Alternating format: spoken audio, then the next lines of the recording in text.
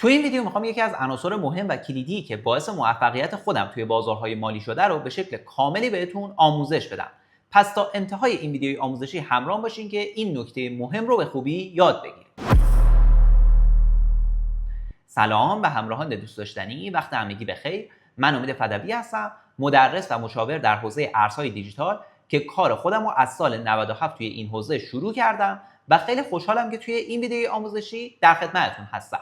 اولین باری که من با بازار ارز دیجیتال آشنا شدم برمیگرده به سال 96، تیر ماه سال 96، که یه همایشی شرکت کرده بودم در ارتباط با کسب و کارهای نوپا. اون تایم دنبال این بودم که یه استارتاپ یا یه کسب و کار نوپا ایجاد بکنم که از طریق اون بتونم درآمدزایی خودم رو داشته باشم. توی اون همایش در حد 10 دقیقه یک رو راجع به بیت کوین صحبت شد و من تمام مدت زمان اون همایش ذهنم درگیر اون 10 دقیقه یک ربع شده بود که این بیت کوین اصلا چی هستش، چی میشه که یه دفعه یه ارزی میاد انقدر ترند میشه و انقدر رشد سریعی رو تجربه میکنه. بعد از اون همایش بود که اومدم داخل اینترنت کلی سرچ کردم، تحقیق کردم. اون تایم هم اصلا منابع فارسی خوبی خیلی در دسترس نبودش، مجبور بودم که از طریق یوتیوب، سایت‌هایی مثل یودمی یا حتی کورسرا یه سری مطالب آموزشی که در ارتباط با بیت کوین و بلاک چین هست ببینم که حالا با این حوزه آشنایی بیشتری رو پیدا بکنم. اصلی ترین دلیلی که باعث شد من به این حوزه علاقه‌مند بشم نه اون رشد قیمتی بودش که برای بیت کوین اتفاق افتاده بود، نه علاقه‌ای بودش که به بازارهای مالی داشتم. دلیل اصلیش هم برمیگشت به سال 92 93 که مثل خیلی‌های دیگه داخل بازار بورس ایران زخم خورده بودم. پولی که داخل این بازار برده بودم در نهایت بعد از یک سال و نیم با ضرر از بازار بورس خارج کرده بودم. چیزی که خود من رو جذب بازار ارز دیجیتال و بیت کوین کرده بود تکنولوژی بلاک چین و اون فناوری بودش که پشت بیت کوین قرار گرفته بود که من مدت‌ها داشتم فقط راجع به این موضوع تحقیق می‌کردم که طی همون تحقیقاتم هم به این نتیجه رسیدم که بیت کوین رو میشه ماین کرد. یه سری ارزهای دیجیتال دیگه هم هستن، نوپاتر هستن، میشه ماینینگ اونها رو انجام داد و همینجوری این مسیر رو با تحقیق کردن روزانه سعی کردم که داخلش تبحر بیشتری رو پیدا بکنم. اون اوایل قشنگ یادم هستش که انقدر غرق این بازار شده بودم که روزی 3-4 ساعت مداوم پای سیستم میشستم فقط راجع به این حوزه تحقیق میکردم. حالا یا مطالب متنی بود یا حالا ویدیوی آموزشی بود، همه اونها رو سعی میکردم که ببینم که در نهایت آشنایی بیشتری رو با این بازار پیدا بکنم. و بعضا حالتی بودش که بعد از 3-4 ساعت که از پای سیستم پا می شدم کمردرد و پادرد شدیدی پیدا می کردم. ولی اصلی ترین دلیلی که باعث شده بود اینقدر به این بازار علاقه من بشم دقیقا اون تکنولوژی پشت این بازار بود و همین موضوع و سماجتی که برای یادگیری داشتم در نهایت باعث شد که کمتر از 1 سال بعدش داخل این بازار سرمایه خودم رو وارد بکنم، خرید و فروش انجام بدم و از طریق روش‌های دیگه‌ای مثل ایردراپ ها یا حتی بحث ICO یا ارز اولیه‌های این بازار هم یه درآمد خوبی رو برای خودم رقم بزنم. ولی یکی از نقاط عطفی که داخل این بازار برای خود من اتفاق افتاد سال 98 بود که یه ICO رو پیدا کرده بودم که همه جوره بهش مطمئن بودم. اگر نمیدونین ICO چیه، یه سری از پروژه‌های ارز دیجیتال اون سال‌ها یعنی سال 2017 2018 2019 می آمدن از طریق یه جذب سرمایه عمومی سرمایه لازم رو برای خودشون جمع آوری می‌کردن، توکن خودشون رو در اختیار من و شما قرار میدادن و وقتی که مسیر خودشون رو طی می‌کردن اون ارز توی صرافی‌های بزرگ لیست میشد، من و شمایی که جزء سرمایه‌گذارهای اولیه بودیم میتونستیم سود خوبی رو به دست بیاریم. منم بعد از کلی تحقیق یه ICO پیدا کرده بودم که رقم قابل توجهی رو به شکل بیت کوین در اختیار این پروژه گذاشته بودم. حالا اسکرین شاتش رو براتون حتما داخل تصویر میذارم، خودتون یه حساب کتاب ساده میتونید انجام بدین که اون تایم یعنی سال 2019 با توجه به قیمت روز بیت کوین من چقدر به این پروژه اعتماد داشتم که اومدم این مقدار سرمایه گذاری رو داخل اون انجام دادم. ولی در کمال ناباوری این پروژه اسکم شد. این پروژه به تعهدات خودش عمل نکردش و هر چقدر هم که بعد از اون پیگیری کردم نتونستم سرمایه خودم رو برگردونم و این برای من یه شکست بزرگ محسوب میشد. شکستی که میتونست باعث بشه که من کلا این بازار رو ببوسم بذارم کنار، فقط به بالا و پایین فوش بدم، بگم که چرا این اتفاق افتاده، چرا سازندگان این پروژه اومدن اسکم کردن، یا اینکه دوباره خودم رو جمع جور بکنم، دوباره سعی بکنم که داخل این بازار روش‌های دیگه‌ای رو پیدا بکنم که از طریق اونها درآمد مطمئنی رو برای خودم رقم بزنم. حالا با توجه به اسکرین شاتی که براتون گذاشتم میتونی مقدار بیت کوینی که من اون سال برای این پروژه پرداخت کردم رو ضرب در قیمت فعلی بیت کوین بکنین، حالا قیمت حدودی $100,000، و ببینین که اگر فقط و فقط بیت کوین رو من طی این چند سال هولد می‌کردم، نگهش می‌داشتم، چقدر میتونست سرمایه من رو رشد بده. ولی از جهتی من دارم به این موضوع با یه دید دیگه ای نگاه میکنم.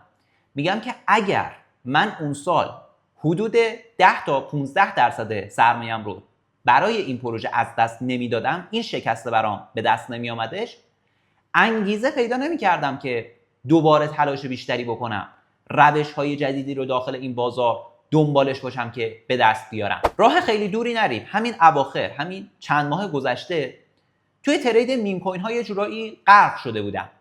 ولی یه باگ بزرگی که توی میم کوین ها و تریدشون خود من رو شخصا خیلی اذیت میکرد این بودش که من بعضا میرفتم سرمایه خودم رو تقسیم میکردم روی 10 تا میم کوین، 20 تا میم کوین. از این 10 تا 20 تا میم کوین قاعدتا نصفیشون یا 60%شون ممکن بودش که پروژه‌ای بشن که درست حسابی نیستن و شکست بخورن. سرمایه من کلا 80%، 90%، 99%ش کاهش پیدا بکنه. مثلا اگر یک واحد ارز سولانا دارم برای یه پروژه اختصاص میدم، کل اون سرمایه عملا دیگه از بین بره. ولی اون 40%، 50% پروژه هایی که باقی میمونن یه سودی رو میرسوندن که جبران تمام اون ضررها میشد و سرمایه رو هم یه رشد قابل توجهی میداد.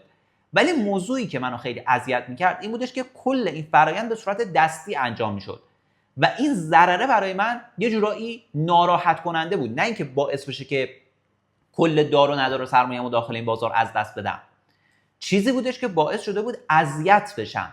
چون همونجور که فرآیند ترید میم کوین ها رو احتمالاً میدونی، ما باید بریم داخل یه صرافی غیر متمرکز مثل صرافی ریدیوم، صرافی جوپیتر، ارز اصلی اون شبکه رو که سولانا هستش توی مثال ما وارد بکنیم، ارز جدید، توکن جدید، میم کوین جدید رو بگیریم و اگر به سودآوری رسید دوباره حالا چند ساعت بعد، چند روز بعد دستی این فرآیند رو انجام بدیم و فروش خودمون رو داشته باشیم. مثل صرافی‌های متمرکز نیستش یا حتی معاملات فیوچرز نیستش که اوردر ثبت بکنیم، حالا زمانی که خواب هستیم، زمانی که بازار یه رفتار هیجانی چه در جهت بالا چه در جهت کاهش قیمت انجام میده، بخواد اوردر ما رو به شکل خودکاری فعال بکنه. و این موضوع بودش که منو سوق داد به سمت اینکه یه راهکار و یه استراتژی دیگر رو بتونم پیدا بکنم، همون استراتژی که رایگانم دارم در اختیار شماها قرارش میدم، یعنی استراتژی ترید میم کوین ها با استفاده از هوش مصنوعی. که توی این استراتژی اگر خیلی خلاصه بخوام بهتون بگم، ما روی میم کوین ها میریم یه سری معاملاتی رو به شکل فیوچرز انجام میدیم، اونم با استفاده از هوش مصنوعی، که در نهایت معاملاتی که انجام میدیم به این خاطر که توی صرافی‌های متمرکز داره اتفاق میفته، به این خاطر که اوردرهامون رو قشنگ داریم اونجا ثبت می‌کنیم، تی پی و اس ال خودمون یا همون تارگت و استاپ لاس خودمون رو داریم از قبل ست می‌کنیم، خیالمون دیگه یه جورایی راحت‌تره. میزان وین ریتمون توی این روش به نسبت روش قبلی خیلی بالاتر هستش، دغدغه و استرسمون به نسبت پایینتر میادش. سودی هم که ترید میم کوین ها در حال حاضر داره میتونه برای اکثر افراد به نسبت ترید عادی روی اکثر ارزهای دیجیتال عددها و درصدهای قابل توجهتر و بزرگتری رو ایجاد بکنه، به شرط اینکه این استراتژی رو خیلی خوب یاد بگیرن. و این دقیقاً نقطه عطف دوباره‌ای بودش که من اومدم این روش رو پیدا کردم. در واقع اگر اون شکست رو نمیخوردم، اگر اون سماجت رو نداشتم که باید حتما توی این حوزه یه روشی رو پیدا بکنم که در نهایت موفقیت خودم رو تضمین بکنم، در نهایت دوباره میافتادم توی یه لوپی که فقط ضرر میکردم، فقط سرمایه از دست میدادم، مثل خیلی های دیگه بیخیال میشستم، میگفتم که خب اینم یه بازاره که فقط داره سرمایه ما رو میبره دیگه. ولی به جای اینکه بیام قور بزنم، به جای اینکه بیام به در و دیوار فوش بدم، سعی کردم که یه راهکاری درست بکنم. و نکته‌ای که میخوام بهتون بگم دقیقا همینه. اگر میخواین توی بازارهای مالی موفق بشین، در وهله اول باید یه سماجت خیلی شدید داشته باشین که آقا من میخوام به هر قیمتی که شده داخل این بازار موفق بشم. باید بتونم از بازار مالی کسب درآمد بکنم. حالا فرقی هم نمیکنه بازار بورس ایران باشه، بازار فارکس باشه، بازار سهام‌های بین‌الملل باشه، حتی ترید طلا باشه، بازار ارز دیجیتال باشه، فرقی نمیکنه. باید ببینین علاقه‌مندیتون به کدوم بازار هست. مثل خود من که بیشتر علاقه‌مندیم به بازارهای جهانی مثل بازار ارز دیجیتال و بازار فارکسه و دقیقاً تو همون فیلد و توی همون بازار فعالیت بکنید. من خودم مثلا شخصا به بازار بورس ایران علاقه ای ندارم، پس اصلا سمتش نمیرم. حتی سال 97 98 که داخل این بازار خیلی به قول معروف گل و بلبل بود و سودهای خیلی خوبی داشت داخل این بازار اتفاق میافتاد، من متمرکز تو همون بازار ارز دیجیتال داشتم فعالیت میکردم. هنوز ویدیوهاش داخل پیج اینستاگرام هم هستش که تاکید جدی میکردم آقا من فقط داخل این بازار فعالیت میکنم. محدودیت هایی که توی بازار بورس ایران هست باعث میشه که من از این بازار رونده بشم، داخل این بازار فعالیتی نداشته باشم.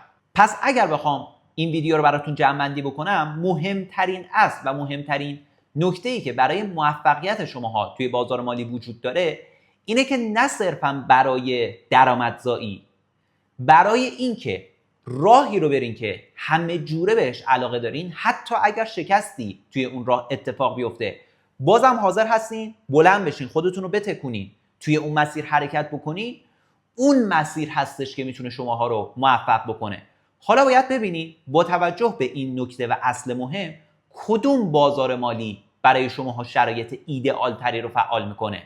بازار بورس ایران هستش، بازار فارکس هستش، بازار سهام‌های بین‌الملل، بازار ارز دیجیتال هستش، یا حتی خود بازار ارز دیجیتال شاخه های مختلفی داره، میتونین تو حوزه های مختلفش فعالیت بکنین. ترید میم کوین ها هستش، ترید ارزهای بزرگ مارکت هستش، بحث سرمایه گذاری کردن داخل بازار هستش، روش های دیگه درآمدی داخل این بازار هستش که مثلا شما میتونید توی فیلد NFT ها فعالیت داشته باشین و کلی فیلد مختلف. بعد ببینین که همه جوره توی کدوم بخش حاضر هستین تلاش بکنین، سماجت به خرج بدین که در نهایت اگر هم شکستی براتون اتفاق افتاد دوباره بتونین توی اون حوزه و توی اون فیلد سرپا بشین و با جدیت بیشتری، با تمرکز بیشتری فعالیت خودتون رو ادامه بدین.